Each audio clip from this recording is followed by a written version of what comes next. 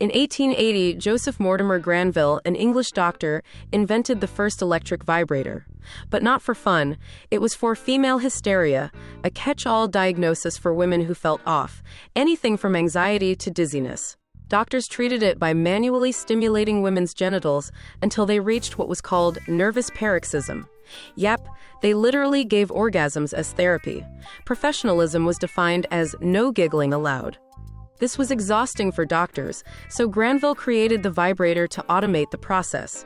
Because nothing says civilization like a vibrating copper rod patented in 1880 to cure women's nervousness.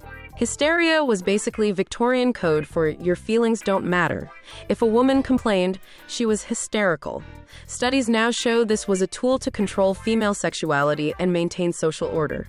So, the vibrator started as a medical device to control women, not to empower them. Fast forward to the sexual revolution. Vibrators escaped the clinic and became symbols of sexual freedom. But the stigma around female pleasure didn't vanish overnight. Even now, sex ed often skips over the female body's real complexity. While you might have awkwardly learned about private parts in school, Swedish researchers in 2018 created a detailed 3D map of the clitoris using MRI and CGI. Turns out the clitoris isn't just a tiny button. It's a sprawling internal organ with roots and branches inside the body, rivaling the male penis in size and function. This discovery debunked centuries of myths and helped redefine female pleasure. Because anatomy textbooks didn't exactly win any awards for accuracy.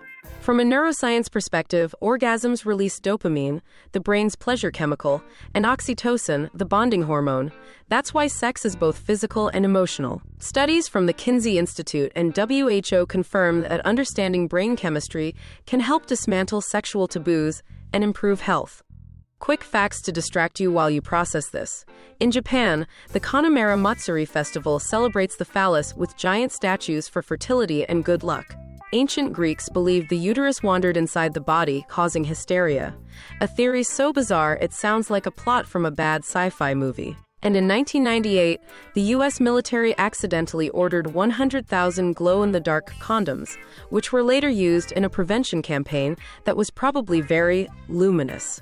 Maybe the real mystery isn't where the clitoris is, or why the vibrator was invented, but why after centuries we still blush talking about our own bodies. If your sex life was a fruit, make sure it's not just ripe, but quantumly unpredictable. Because both quantum physics and sexual history teach us nothing is quite what it seems.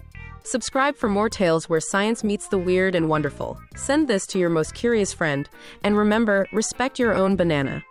Because if an 1880s copper vibrator can change history, your banana deserves some respect too.